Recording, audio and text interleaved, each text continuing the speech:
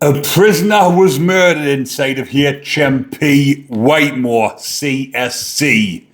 He was smashed over the back of the head with a piece of gym equipment, and he is no more. The trial is ongoing at the moment, and I am going to talk through who the two inmates involved were and what exactly happened. So this was on the 13th of April 2025. I did cover this at the time, and the body of John Mansfield, 63-year-old, was found in HMP Whitemoor, CSC.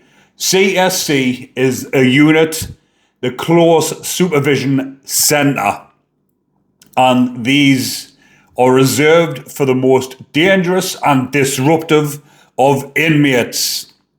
So John Mansfield, 63-year-old, and Nathaniel Reece, 45, both serving life sentences for murder, were in the gym together because inside the high security prisons, these units, which is a prison inside of a prison, for like I've just said, the most dangerous and most disruptive of inmates. So these two were in the gym together on the unit, and Nathaniel Reece has allegedly, because the trial is still ongoing, but it isn't allegedly because of CCTV, he smashed him over the back of the head with a weights bar. Then he's went and jumped back on the treadmill as though nothing had happened. Obviously, from the CCTV, this is what has all come out at the trial.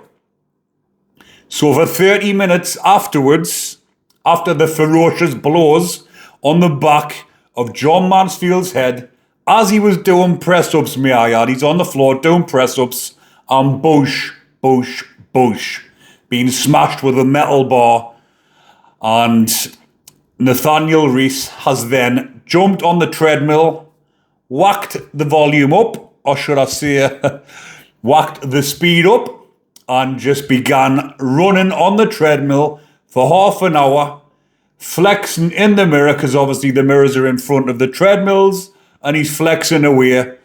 All this is on CCTV. And he didn't flicker. He actually didn't stop running for 30 minutes. He must have thought the plod was chasing him. Shit, I better get away. But there was nowhere to run to. And 30 minutes later, when the screws were coming round doing the checks, they seen John Mansfield on the floor in a pool of blood. And the reason why this has been took to trial is because Nathaniel is pleading not guilty for self-defense. But it's on a closed supervision centre. CCTV everywhere. I don't think there's going to see any self-defence when he's on the floor doing press-ups and he's then bludgeoning him from behind with the metal bar. So getting back to what I was on about with the units, them units is a prison inside of a prison. Sometimes there's not many prisoners on the units, could be up to half a dozen, but they have the gym inside the unit because, like I've mentioned, these prisoners that are on the units are very dangerous and disruptive and a threat not just to the prisoners but to staff. And like I say, they've got their own gym on the unit, even though the gym on these units is tiny. It's just where the TV rooms, the size of a TV room inside of a prison, which isn't very big. It's got minimal equipment. It's probably got one treadmill, one rower, few weights bars, few bits of weights, few dumbbells, and that's what they'll have access to. But it's enough to take another man's life. So the trial is ongoing, but I am going to tell you exactly who these two prisoners are. Now, I'm not exactly sure why Nathaniel Reece was on the unit, but I do know why John Mansfield was on the unit. But John Mansfield, yes, he was 63-year-old, but yes, he was a nasty piece of work.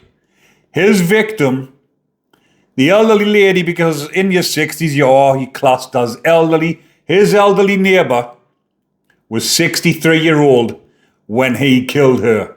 So karma caught up with him. When he was 63-year-old, the same age as his victim, he was took out inside of the prison gym by another killer.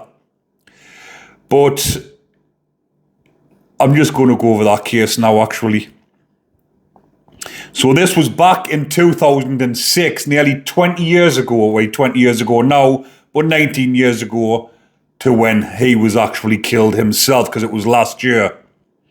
So back in 2006 in Whalley Range, Manchester, he subjected his then neighbour, 63-year-old Anne Alfonso, to a sustained and ferocious knife attack.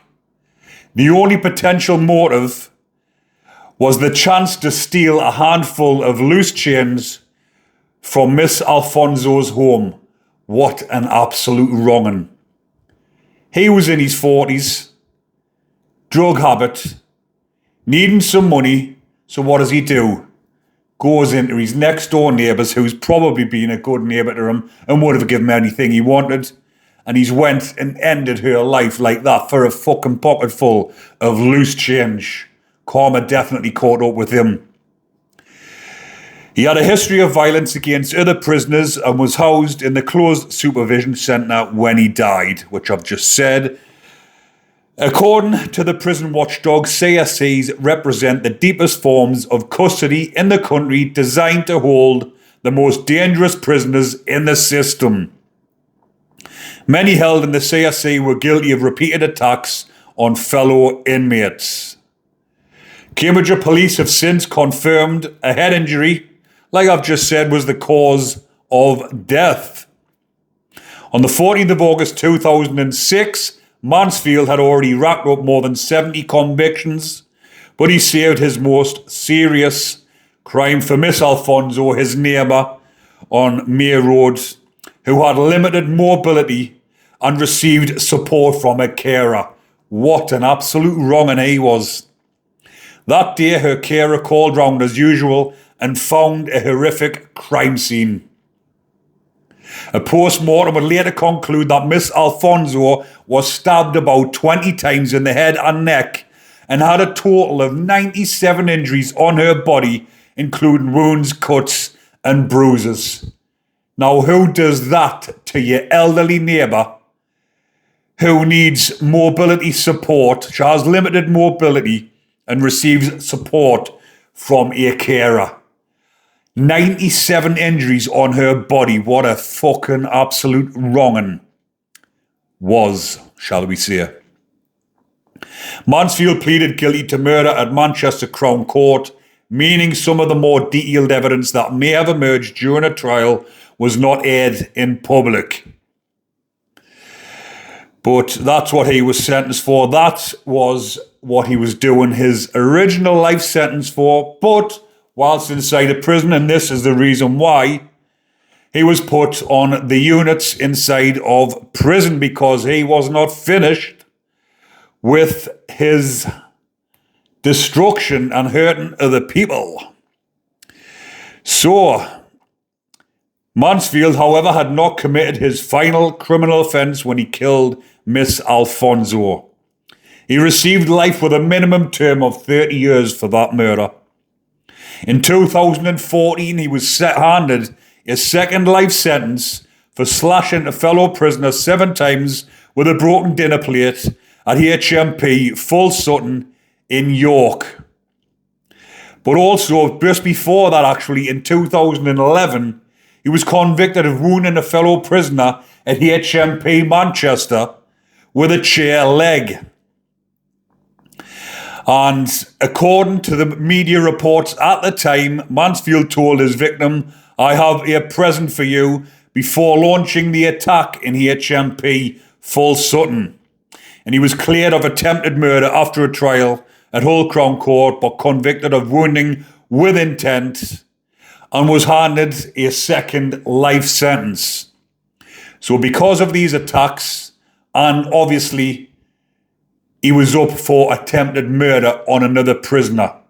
So the governors have a responsibility and a duty of care to take him out of the equation and put him in the units where he belonged, because he's attacking other prisoners.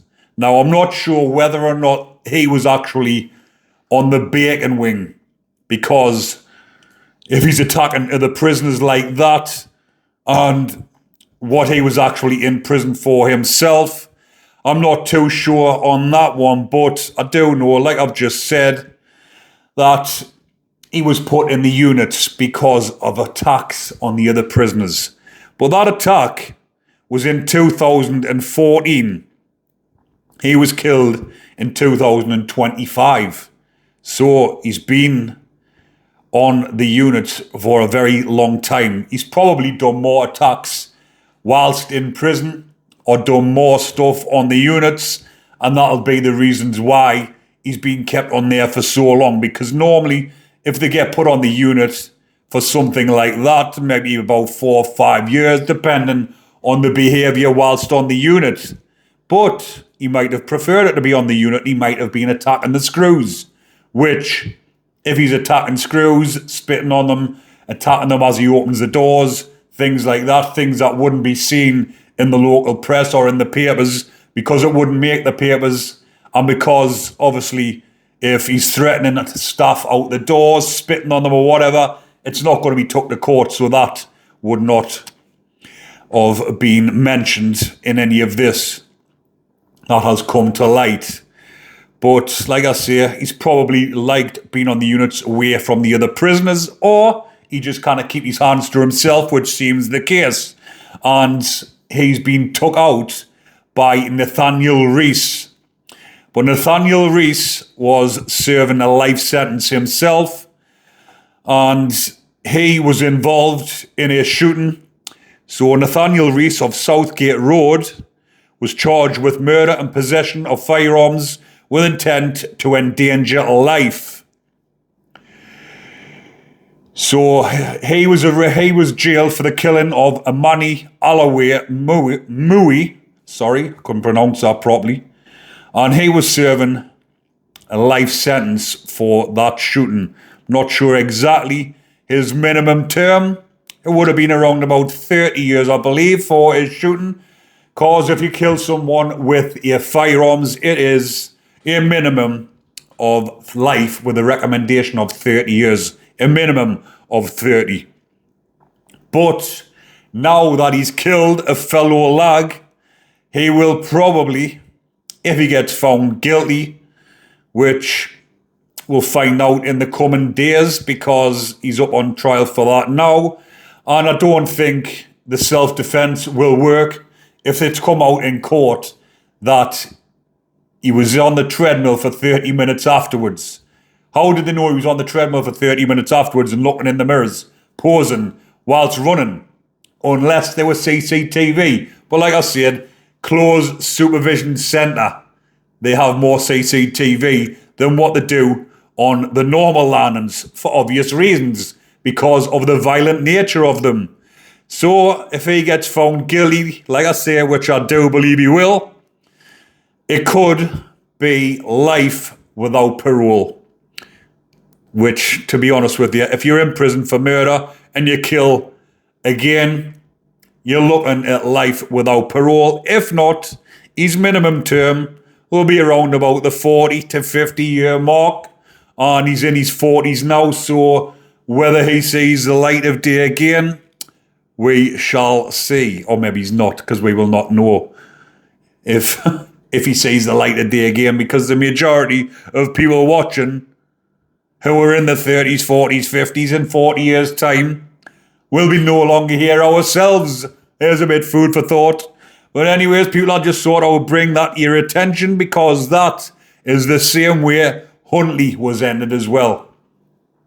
Karma catches up to these horrible cretins eventually, and like we say, for what he done in his 40s, rummaging through his next door neighbour's elderly neighbour who needed care and support, and 97 injuries on her body, stabbed 20 times in the head, absolute animal of a man just to get some loose change.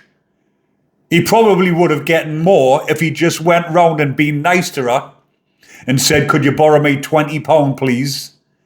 Because I'd imagine Miss Alfonso was probably a nice, elderly neighbour that would help and look out for her neighbours, where that wrong'un takes advantage and does the absolute fucking despicable, deadly deed. But I'm going to leave that one there for now, people. Hopefully you are enjoying the content. And if you are, remember to comment, like and subscribe. Take care, everyone. Enjoy the rest of your day. But most importantly, people, stay safe.